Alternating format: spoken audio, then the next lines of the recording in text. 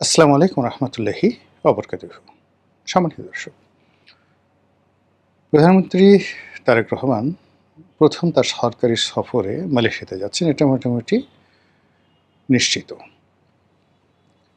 মালয়েশিয়াতে কেন যাবেন, কী কারণে যাবেন, সেখানে আমাদের কী প্রোটোকল রয়েছে, উই ডোন্ট নো। আমরা এই জিনিসগুলো জানি না। সরকারের পক্ষ থেকে যেগুলো বলা হবে সেটা হলো পারস্পরিক সম্পর্ক উন্নয়ন, ব্যবসা-বাণিজ্যের সম্প্রসারণ।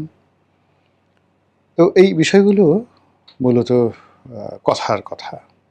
কিন্তু বাস্তবতা হলো ক্ষমতায় আসার প্রায় ৫ মাস হতে চলল। বিশ্বের কোনো পরাক্রমশালী দেশ, ক্ষমতাধর রাষ্ট্র এখনো পর্যন্ত প্রধানমন্ত্রীকে বরণ করে নেওয়া, তাকে দাওয়াত করা বা তাদের সঙ্গে একটা দ্বিপাক্ষিক সম্পর্কের যে জায়গাগুলো সেগুলো তৈরি না হওয়ার কারণে বিএনপির মধ্যে এক ধরনের হীনমন্যতা রয়েছে। ২ নম্বর হলো যে প্রধানমন্ত্রী পদে বসার পরে জনাব তারেক রহমান সাহেব যখন দেশের বাইরে প্রথম যাবেন, সেক্ষেত্রে রাষ্ট্রীয় প্রোটোকল গ্রহণ করা, বিদেশি যারা সরকার প্রধান রয়েছেন, রাষ্ট্রপ্রধান রয়েছেন, তাদের সঙ্গে কথা বলা, ইংরেজিতে কথা বলা, কিংবা ধরুন ইংরেজিতে কথা না বলে যেমন আপনার রাশিয়াতে যদি আপনি যান কিংবা চীনে যদি আপনি যান, তাহলে সেক্ষেত্রে সেখানে যে কথাবার্তা হয় বা জাপানে, সেটা হলো অনুবাদকের মাধ্যমে। তেমনি সরাসরি কনভারসেশন এটার চাইতে অনুবাদকের মাধ্যমে কথা বলা আরও কঠিন। সেখানে বডি ল্যাঙ্গুয়েজ, ড্রেস কোড, তাকানো, প্রায় সব কিছুই যারা প্রতিপক্ষ তারা মার্ক করে থাকে। এবং এটা আমি দেখেছি, মানে নিজে এরকম কয়েকটা সরকারি সফরে যখন গিয়েছি, এরকম অনুবাদকের মাধ্যমে যখন কথা বলতে হয়েছে, সেটা ভীষণ রকম একটা মানসিক অশান্তি তৈরি করে। ধরুন আমি ইংরেজিতে বললাম, ওটা জাপানি ভাষায় অনুবাদ করে দেওয়া হলো, বা কিংবা আমি বাংলায় বললাম, তো এরপর সেটা ইংরেজিতে অনুবাদ করলো কেউ, এরপর আবার সেটা জাপানিতে অনুবাদ করে জাপানি লোকদেরকে শোনানো হলো। এ ধরনের যে বৈঠক খুবই যাকে বলা হয় সংবেদনশীল হয়। তো সেক্ষেত্রে প্রধানমন্ত্রী চীন সফরে যাচ্ছেন, সেখানে সঙ্গতি কারণেই তাকে অনুবাদকের মাধ্যমে চীনের প্রেসিডেন্ট বা প্রধানমন্ত্রী তাদের সঙ্গে কথা বলতে হবে। সে প্রসঙ্গে পরে আসছি। তো প্রধানমন্ত্রী ভারত অথবা চীন, এই দুটো যে রাষ্ট্র, তার মধ্যে ভারতের পরিবর্তে চীনে যাচ্ছেন, এটা প্রায় নিশ্চিত। আর তার আগে মালয়েশিয়াতে তিনি যাচ্ছেন, এটি একটা স্টার্ট আপ। স্টার্ট আপ হলো যে বিদেশে একটা সফরে যাওয়ার যে প্রস্তুতি দরকার, একটি বিদেশের রাষ্ট্র কীভাবে তাকে প্রোটোকল দেয়, সেই জিনিসগুলো হজম করা দরকার। আর তার সঙ্গে সঙ্গে মালয়েশিয়া তার পুরনো যাকে বলা হয় পরিচিত, মানে যাকে বলা হয় শহর, দেশ। তার ছোট ভাই আরাফাত রহমান কোকো দীর্ঘদিন সেখানে ছিলেন, তিনিও বহুবার সেখানে গিয়েছেন। কাজেই সেই মালয়েশিয়াতে গিয়ে তাদের রাষ্ট্রীয় প্রোটোকল গ্রহণ করা বা তাদের সাথে কথাবার্তা বলা, বার্গেনিং করা, এটা তার জন্য কোনো সমস্যা হবে না। এবং এখান থেকে তার যে সাহস সঞ্চয় হবে, সাবলীলতা আসবে, সেটা নিয়ে চীনের রাজধানী বেইজিংয়ে তিনি যদি যান বা চীনের গ্রেট হলে যদি তাদের কোনো বৈঠক হয়, তাহলে ওটা তার জন্য অনেকটা স্বস্তিদায়ক হবে। তো সেই ক্ষেত্রে চীন যাওয়ার আগে মালয়েশিয়াতে যে যাওয়াটা, এটা সরকারের পক্ষ থেকে যাই বলা হোক না কেন, আমার কাছে মনে হচ্ছে এটা একটা স্টার্ট আপ। আর এর বাইরে অনেক নেতিবাচক কথাবার্তা বলা হতে পারে, থাকতে পারে। সেটা যারা নেতিবাচক চিন্তা করবেন, কথা বলবেন, এটা তাদের ব্যক্তিগত বিষয়। আমি যেটা জাতীয় স্বার্থে সংশ্লিষ্ট বা জাতীয় স্বার্থের সাথে জড়িত যে বিষয়গুলো, সেই বিষয়গুলো নিয়ে আলোচনা করার চেষ্টা করছি। প্রথমত হলো যে এই মুহূর্তে চীন সফর যাওয়া মানে সরকারের যে রাজনীতি, দেশের যে জাতীয় স্বার্থ এবং বাংলাদেশ বনাম চীনের যে কূটনীতি, আঞ্চলিক রাজনীতি, সব মিলিয়ে আমাদেরকে, সরকারকে এবং জনাব তারেক রহমান সাহেবকে মারাত্মক কতগুলো ঝুঁকি নিতে হবে। প্রথম ঝুঁকিটা হলো, ধরুন চীনে গেল। এখানে চীনে যাওয়া মানে চীনের সঙ্গে একটি কৌশলগত সম্পর্ক স্থাপন করা, চীন, পাকিস্তান, রাশিয়া, এই বলয়ে ঢুকে পড়া, এগুলো একটা। আর চীনে যাওয়া, ভারতকে ইনভাইট করা, যে দেখো দেখো চীন আমাদের সঙ্গে খুব ভালো সম্পর্ক করতে চাচ্ছে। আমরা শুধুমাত্র তোমাকে যাকে বলা হয় সুযোগ দেওয়ার জন্য এখনো হা করে বসে আছি। কিন্তু তুমি যদি আমাদেরকে শেখ হাসিনাকে চাপিয়ে দিতে চাও, আওয়ামী লীগকে চাপিয়ে দিতে চাও, তাহলে আমরা কিন্তু চীনে চলে যাব। এই যে ভারতকে একটা প্রলোভনে ফেলা বা একটা চাপে ফেলা, এই অবস্থা সরকারের নেই। কিন্তু পরিস্থিতিটা আসলে তাই হবে। এখানে যেহেতু নতুন সরকার, সেই নতুন সরকারকে অনেকগুলো বিষয় চিন্তা করতে হবে। প্রথম চিন্তা হলো যে সে এসেছে কিভাবে। যখন একটা মানুষের উত্থান যেভাবে হয়, তার পতনও কিন্তু ঠিক ওইভাবে হয়। এবং যখন যে মানুষ যেখান থেকে যার উত্থান হয়, ঠিক সেই জায়গাটা যদি মানুষ সম্মান না করে ভুলে যায়, তাহলে তার জীবনে এত সব বিপদ এবং বিপত্তি আসে, এটা বলার মতো নয়। এখন তারেক রহমান সাহেব যে বাংলাদেশে ক্ষমতায় এসেছেন, এটির পেছনটা প্রেক্ষিত রয়েছে, প্রেক্ষাপট রয়েছে, অনেকগুলো সমঝোতা রয়েছে এবং অনেকগুলো এখানে সমঝোতার সাথে সাথে এখানে কমিটমেন্ট আছে। সেই কমিটমেন্টগুলো কী? জামাতের সাথে কী কমিটমেন্ট, আমেরিকার সঙ্গে কী কমিটমেন্ট, ডক্টর মোহাম্মদ ইউনূসের সঙ্গে কী কমিটমেন্ট, এমনকি ভারতের সঙ্গে কী কমিটমেন্ট, অথবা এমনকি আওয়ামী লীগের সঙ্গেও তো তার কোনো কমিটমেন্ট থাকতে পারে।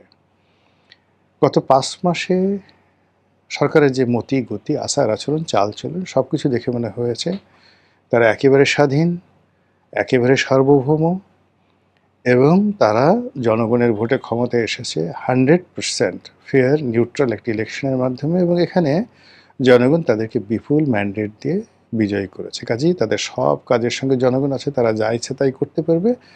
সো পর্দার আড়ালে যে সকল কথাবার্তা শোনা যাচ্ছে, অল আর ফেক, যাকে বলা হয় ডাহা মিথ্যা কথা। যদি এরকম হয় খুবই ভালো। আর যদি আপনি কারোর সঙ্গে কমিটমেন্ট করে এসেছেন, সমঝোতা করে এসেছেন, প্রতিশ্রুতি দিয়ে এসেছেন, কেউ আপনাকে এনে ওই যে পার্লামেন্টে যে আমাদের ছাত্রলীগের একসময় সভাপতি ছিলেন মনিরুল হক চৌধুরী, দাড়িওয়ালা বড় ভাই, তো তিনি যে বক্তব্য দেন যে যার জন্য সিন্নি খাও যে মোল্লার জন্য, সেই মোল্লা তুমি চিনতে পারলা না। তো এভাবে আসলে যখনই আপনি কারো ওসিলাতে কোনো কিছু পাবেন এবং সেই ওসিলাটাকে আপনি অস্বীকার করবেন, এটি আপনার জন্য সেই ওসিলা গজব আকারে নেমে আসে। তো সেই ক্ষেত্রে অন্য কারোর সাথে কি হয়েছে বা হয়নি ডাজ নট ম্যাটার, কিন্তু চীনের সঙ্গে বিএনপির যে কোনো সমঝোতা হয়নি। তারেক রহমান সাহেবের ক্ষমতায় আসা, ইলেকশন হওয়া থেকে শুরু করে আজকের দিন পর্যন্ত চীনের পক্ষ থেকে এমন কোনো কিছু নেই যার প্রতি নির্ভর করে তিনি যাদের হাত ধরে এসেছেন, যাদের সঙ্গে সমঝোতা করে এসেছেন, যাদের মাধ্যমে এসেছেন, সেটা বাদ দিয়ে চীনের উপর ঝাঁপিয়ে পড়া যায়। এটা হলো একেবারে প্রথম একটা বিপদ। দ্বিতীয় বিপদ হলো যে চীন থেকে যদি খালি হাতে ফিরে আসেন, যেটি ডক্টর মোহাম্মদ ইউনূস এসেছিলেন, আসার পরে তার পতন হয়েছিল। চীন থেকে খালি হাতে ফিরত এসেছিলেন শেখ হাসিনা, তার পতন হয়েছিল। চীনের সঙ্গে বঙ্গবন্ধু কোনো অবস্থাতেই সমঝোতা করতে পারেননি, তার পতন হয়েছিল। এই জিনিসগুলো বোঝার চেষ্টা করুন। কাজেই চীনে যখন প্রধানমন্ত্রী যাচ্ছেন, তাকে অবশ্যই সেখান থেকে নিয়ে আসতে হবে অনেক কিছু। আর চীন এখন তাকে কোনো কিছুই দেবে না যতক্ষণ না পর্যন্ত তার মাথার উপরে মার্কিন যুক্তরাষ্ট্রের খড়গ থাকবে, মার্কিন যুক্তরাষ্ট্রের বাণিজ্য চুক্তি থাকবে, মার্কিন যুক্তরাষ্ট্রের নিষেধাজ্ঞা থাকবে। এই ক্লিয়ার না হওয়া পর্যন্ত কখনোই চিন্তাকে গ্রহণ করবে না। জিনিসটা একেবারে এরকম যে আপনি এবারে কনজারভেটিভ মুসলিম একজন সুন্দরী নারীকে আপনি বিয়ে করতে চান, মন প্রাণ দিয়ে আপনি ভালোবাসেন, আপনাকে তার প্রয়োজন, কিন্তু সে অন্যের স্ত্রী। এজন্য সেখান থেকে আপনার তালাক নিতে হবে, স্ত্রীর যে ইদ্যৎকাল সেটা পূর্ণ হতে হবে, আদারওয়াইজ আপনি কোনো অবস্থাতে তাকে গ্রহণ করবেন না। চীন ঠান্ডা জাতি, মাথা গরম করা জাতি নয়। তারা মোর দ্যান 500 বছর, 500 ইয়ার্স, আজ থেকে 500 বছর আগে, মানে এই 1948 সনের আগের 500 বছর তারা যুদ্ধ দেখেছে, বিভীষিকাময় পরাধীনতা দেখেছে। পুরো চীনকে খণ্ড বিখণ্ড করা হয়েছিল। পৃথিবীর এমন কোনো সাম্রাজ্যবাদের শক্তি নেয় যেটা চীনকে দখল করেনি। ব্রিটিশরা করেছে হংকং, শেনজেন, কিংডাও, চীনডাও যেটিকে বলা হয়। এখানে জার্মানরা উপনিবেশ স্থাপন করেছিল। সাংহাই ইংরেজদের দখলে ছিল। ফ্রেঞ্চদের কলোনি ছিল। জাপান বিরাট একটা অংশ দখল করে রেখেছিল। তো এই যে কর্তৃত্ববাদী চীন, মোর দ্যান 500 ইয়ার্স তারা এই পরাধীন ছিল। বহুবার তাদের মধ্যে অনেক যুদ্ধ হয়েছে, সিভিল ওয়ার।